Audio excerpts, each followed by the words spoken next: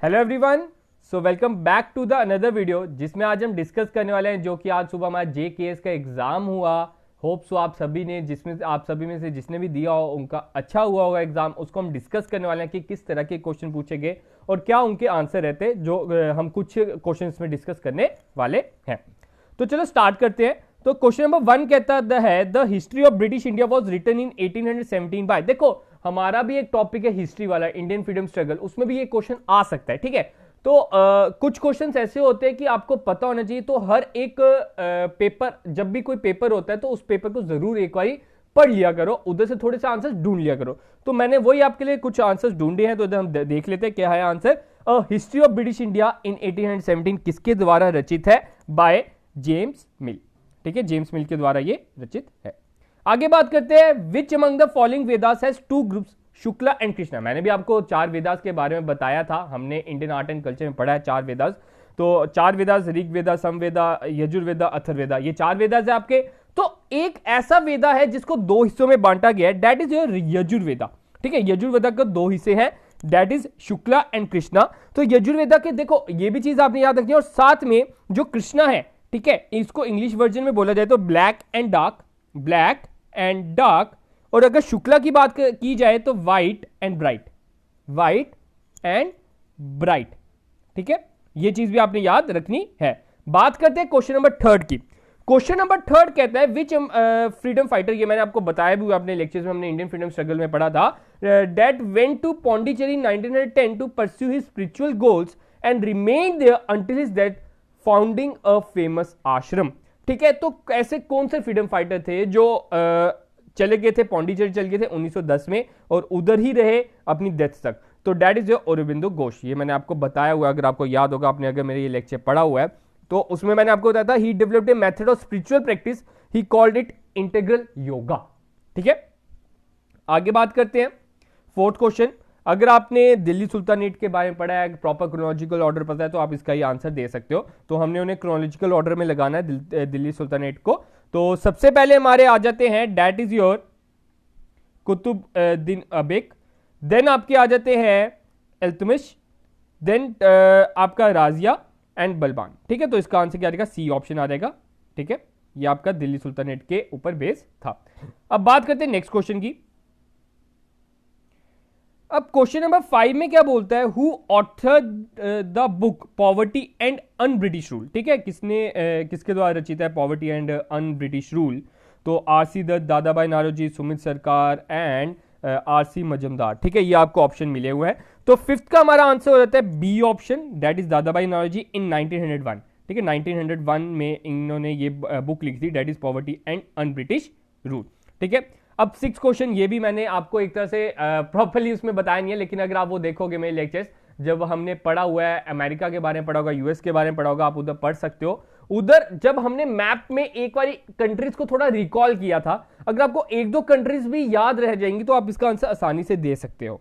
ठीक है, तो हमने बताना है सेंट्रल अमेरिका, हमने सेंट्रल अमेरिका पढ़ा था, आपको पता है नॉर्थ अमेरिका, साउथ अमेरिका आता है, फिर बीच में जो पैसेज है आपका, ये जो आ जाता है सेंट्रल अमेरिका।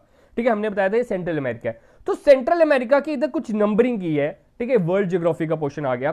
तो पहला नंबर जो है ये कौन सी कंट्री है, दूसरा नंबर कौन सा है, तीसरा कौन सा और चौथा कौन सा है? तो बात करें जो आपकी फर्स्ट कंट्री आती है, ठीक है, अगर हम बात करें जो आपकी फर्स्ट कंट्री आती है, दैट इज योर गतमाला सिटी। फिर बात करें जो आपकी सेकंड सिटी आती है, दैट इज योर तेंगिज़कल्पा। फिर अगर बात करें मैनेगुआ एंड लास्ट इज सिल्वरदार। ठीक है, तो इसका आंसर क्या आ जाएगा? A option. 6 का भी आंसर क्या है? A option. आप देखोगे कि मैक्सिमम मैं देख रहा था कि ए ऑप्शन बहुतों के आंसर है।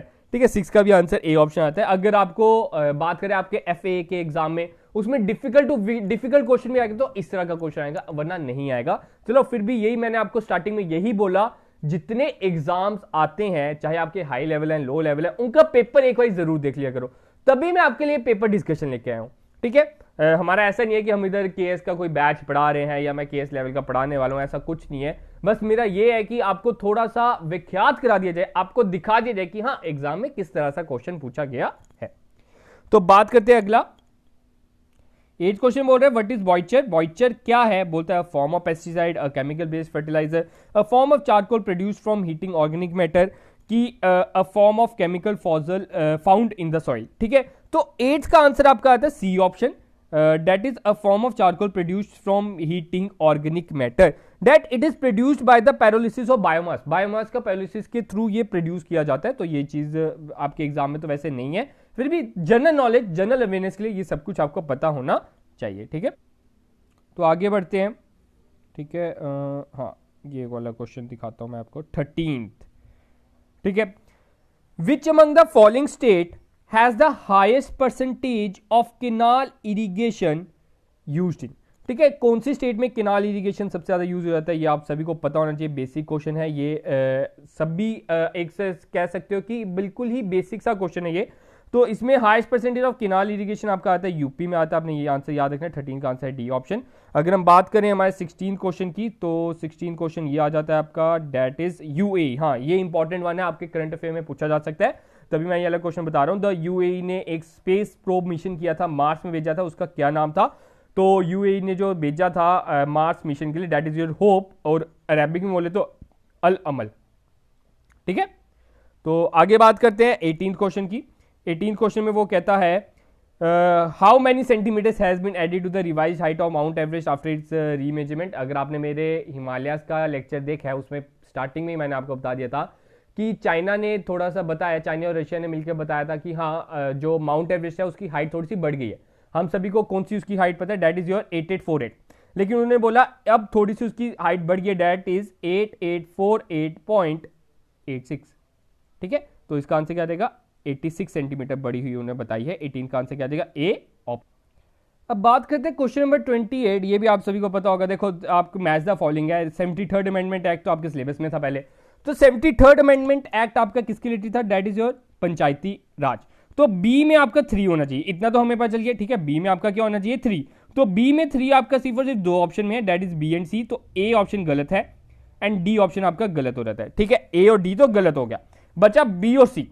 तो बात करते हैं जो हमारा 52nd अमेंडमेंट एक्ट है, that is related to the political parties that have a disqualification on the groups of defection, ठीक है। तो 52nd जो अमेंडमेंट एक्ट है, ये 4th ऑप्शन आ जाता है। तो इसका आंसर क्या रहेगा, सी ऑप्शन, ठीक है। ये चीज आपने याद रखनी है, आप आगे पढ़ सकते हो कि जो डी है वो सेकंड है। 86th amendment act is related to right of education, और 61st अमेंडमेंट एक्ट की बात करें तो reduction of voting rights, voting age from 21 to 18 years.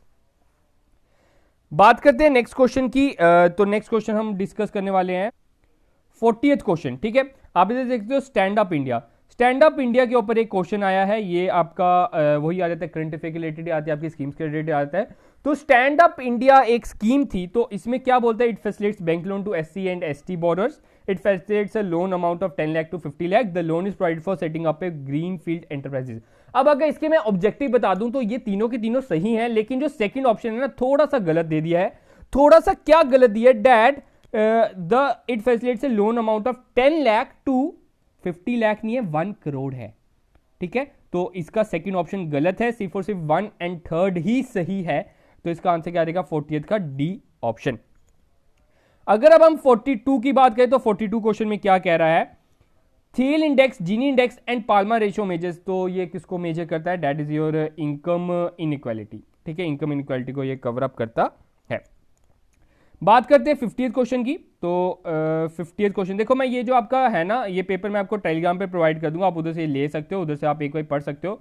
कुछ क्वेश्चन जो मुझे थोड़े बहुत पता है वो मैं आपके साथ डिस्कस कर रहा हूं, ताकि आपको वो एग्जाम्स में थोड़ी मदद कर सके। आपका कोई भी अगर एग्जाम होगा, आपका कोई करंट अफेयर, तो हर एक एग्जाम में होते हैं मैक्सिमम। कहता है what is the major cause of coral bleaching, ठीक है। कोरल ब्लीचिंग हो रही है, आप सभी को पता है, कोरल रीफ्स के बारे में हमने पढ़ा था। तो अब जो कोरल रीफ्स हैं वो ना ब्लीच होते जा रहे हैं, तो उसका मेन रीजन क्या है, that is pollution in oceans. आगे बढ़ते हैं 51, ये इंपॉर्टेंट है, आपसे पूछा जा सकता है। In the fresh water of river Ganga a variety of dolphins name dash are found, ठीक है। गंगा रिवर में, गंगा और ब्रह्मपुत्र दोनों में ये मिलती हैं, कौन सी डॉल्फिन की कौन सी इनको लोकल नेम क्या दिया गया, तो दैट इज योर सूसू। तो ये चीज आपने याद रखना है, बी ऑप्शन आ जाएगा 51 का सूसू, ठीक है। बात करते हैं 52, इससे पहले 61 क्वेश्चन आप देख सकते हो, find out the correct order sequence of vertical structure of the atmosphere. बिल्कुल बेसिक सा क्वेश्चन है, मैं कहूंगा ये इसका आंसर तो सभी ने सही दिया होना चाहिए, जो भी केएस का जिन्होंने एग्जाम दिया है।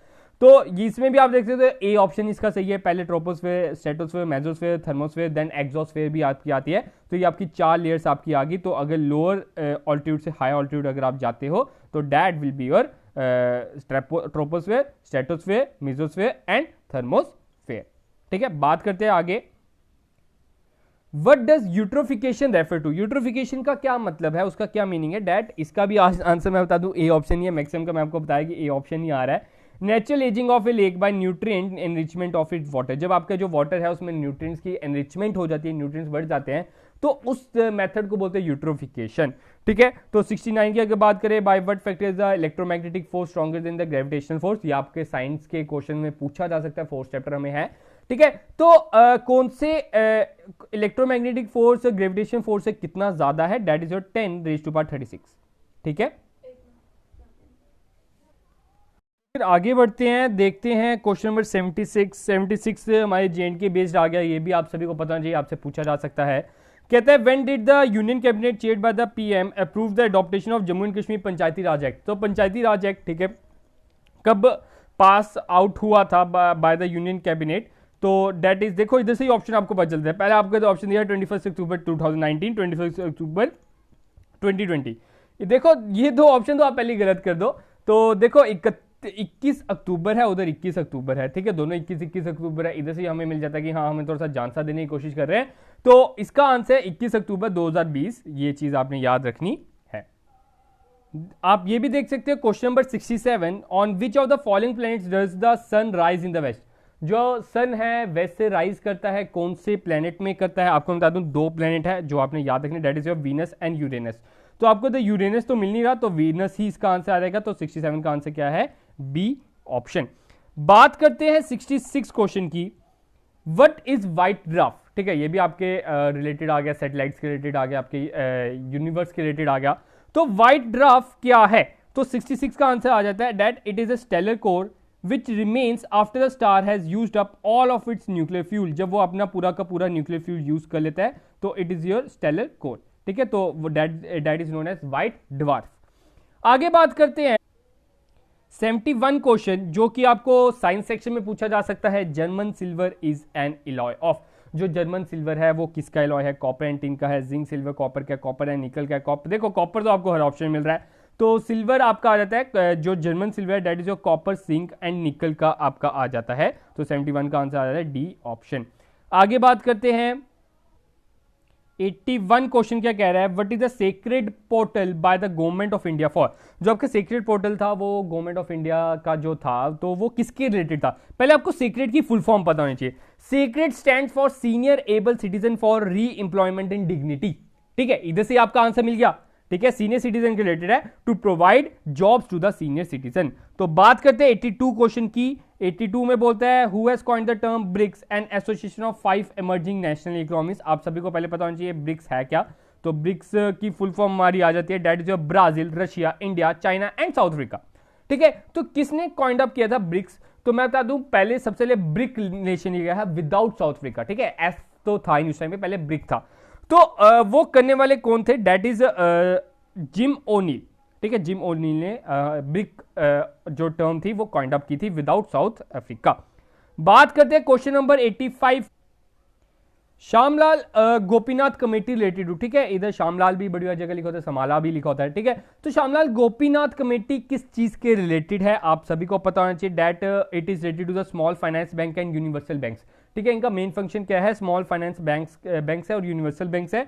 तो इधर आपको सिर्फ और सिर्फ स्मॉल फाइनेंस बैंक मिल रहा है, तो इसका आंसर सी ऑप्शन आ जाता है। 86 की बात करें तो which country has pass the Holocaust property bill? ये भी इंपॉर्टेंट है, आपको करंट अफेयर में पूछा जा सकता है। कौन सी कंट्री ने Holocaust property bill pass out किया है? That is by the Poland. Poland ने Holocaust property bill pass out किया, जिसका मतलब which introduce several limitations on claim for the recovery of property loss in world war second. जो world war second में आपकी जो प्रॉपर्टी की loss हुई है उसकी जो रिकवरी की क्लेम करने की लिमिटेशंस है, ये बिल उसके रिलेटेड है। ठीक है, तो ये पोलैंड ने पास आउट किया है। 86 का आंसर क्या जाता है? C option, Poland. बात करते हैं क्वेश्चन नंबर 87, ये भी इंपॉर्टेंट है। मेगाडोप सेंचुरी इन द न्यूज, जो अभी रिसेंटली न्यूज में थी, तो उसका क्या मेन कहाँ पे वो पाए जाते हैं, that is in Nicobar island. तो इसका आंसर क्या देगा, अंडमान एंड निकोबार आइलैंड। तो ये अंडमान निकोबार आइलैंड में है। और ये न्यूज में क्यों थी, बिकॉज ये it becomes under water after 2004 tsunami, जब उधर सुनामी आई तो उसके बाद से अंडर वाटर हो चुका है। तो बात करते हैं 88 की, who is the author of the book my life in full, work, family and our future. तो इसका आंसर आ जाता है B option, that is Indira Nooyi. ठीक है। 89 मोस्ट इंपॉर्टेंट, ये आपको एग्जाम में पूछा जा सकता है, FIFA world cup man 2022 will be held in, जो आपका फीफा वर्ल्ड कप मैन है 2022 ये कहां पे हेल्ड होगा। अब आपने जल्दी से कमेंट सेक्शन में बताना है जो पिछला फीफा हुआ वर्ल्ड कप वो कौन जीता और कहां पे हुआ था, ये आपने अभी कमेंट सेक्शन में लिख के बताना, ये आपसे आपको पता होना चाहिए। देखो ये नॉलेज तो बेसिक है, ये आपने मस्ट अपने दिमाग में स्टोर करके रखने, चाहे कोई बताए या ना बताए, वो आपने खुद सर्च करनी है। तो FIFA world cup man 2022 will be held in, तो ये कहां पे होगा, डेट इज इन कतार। ठीक है। तो इसकी आपने टाइम पीरियड भी याद रखना है कि ये कब कितनी देर से कब तक चलेगा। तो it it will be going to be held from the 21 November to 18 December 2022। अब 90th इंपॉर्टेंट क्वेश्चन आ जाता है, India rank on the global hunger index. तो ग्लोबल हंगर इंडेक्स में अगर बात करें तो इंडिया का क्या रैंक है, ध्यान से पढ़िएगा, 2020 है। ठीक है, 2021 नहीं है, अभी 2021 का भी रिसेंट आया था, तो उसमें उनका इंडिया का रैंक था बहुत और नीचे चल गया था इंडिया, तो उस तब इंडिया का रैंक आया 104। ठीक है, अगर अभी की बात करें, नहीं सॉरी 104 नहीं 101 2021 में, हाँ 2021 में 101 था, तो अभी 94 था 2020 में। 2020 का 94 रैंक था, लेकिन 2021 में 7 कदम और पीछे गिर गया, डेट इज 101। आगे बात करते हैं 94 क्वेश्चन की, कहता है what is the name of the material which in which the Harappan seal is made up of. जो आपका हरप्पन सील है वो कौन से मटेरियल का बना हुआ है, इधर आप देख सकते हो आंसर भी मांगता है, तो 94 का आंसर आता है स्टेलाइट। ठीक है, स्टेटाइट। बात करते हैं अगला क्वेश्चन जो इसमें आंसर देने वाला हूं मैं, डेट इज योर 98। ठीक है, 98 आपका आ जाता है दिस वन। हाँ, विच of the following Chola Kings, ये आपको सुमेरा मैम ने पढ़ाया भी, अगर आपने उनके लेक्चर्स देखे हैं, सुमेरा मैम ने उधर बताया हुआ है कि गंगा गोदन जो थे वो कौन से चोला किंग को उनका टाइटल मिला था। तो ये टाइटल मिला था चोला किंग राजेंद्र चोला वन, तो इसका आंसर क्या रहेगा, सी ऑप्शन। अब उन्हें ये मिला था तो क्या था, the Chola who takes the Ganga. ठीक है, हु टुक्स द गंगा, उसके कारण उन्हें गंगा कोदान ये टाइटल मिला था। बात करते हैं question number 99, the vernacular press act of 1878 adopted by Lord Lytton was intended to. ठीक है, तो ये लॉर्ड लाइटन ने जो वर्नाकुलर प्रेस एक्ट 1878 का था वो किसके रिलेटेड था। ठीक है, तो सबसे पहले ना आपको ये पता होना चाहिए वर्नाकुल है क्या, द लैंग्वेज और dialect spoken by ordinary people. अगर हम इंडिया की बात करें तो इंडियन लैंग्वेज, फ्रेंच की बात करें तो फ्रेंच लैंग्वेज। ठीक है, तो दैट इज वर्नाकुल लैंग्वेज। तो इधर वही आंसर आ जाता है, डेट टू रिस्ट्रेन वर्नाकुल न्यूज़पेपर। तो इस जो लॉर्ड लाइटन थे उन्होंने इंडियन न्यूज़पेपर को प्रोत्साहित करने के लिए, उनकी लैंग्वेज को प्रोत्साहित करने के लिए ये एक्ट पास किया था।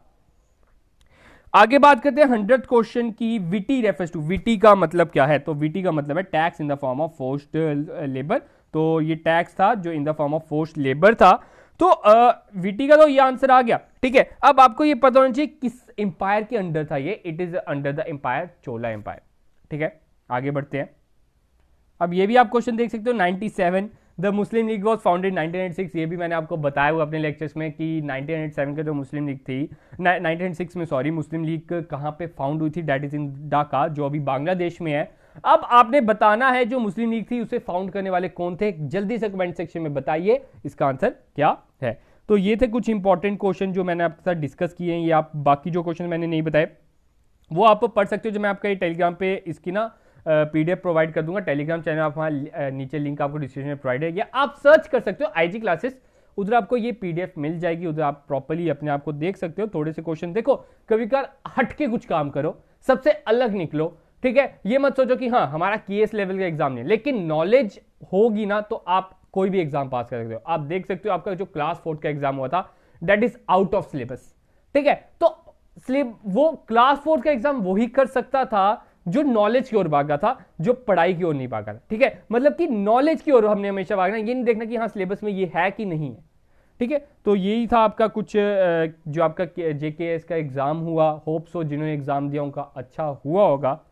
तो आगे जो आपके एग्जाम है उनके लिए ऑल द बेस्ट। तो आज लेते हैं, तो मिलते हैं कल अपने नए लेक्चर साथ। तो जो भी चैनल पे नए हैं वो चैनल को सब्सक्राइब कर ले ताकि हमारे एंड से कोई भी न्यू वीडियो अपलोड हो आप तक सबसे पहले पहुंचे।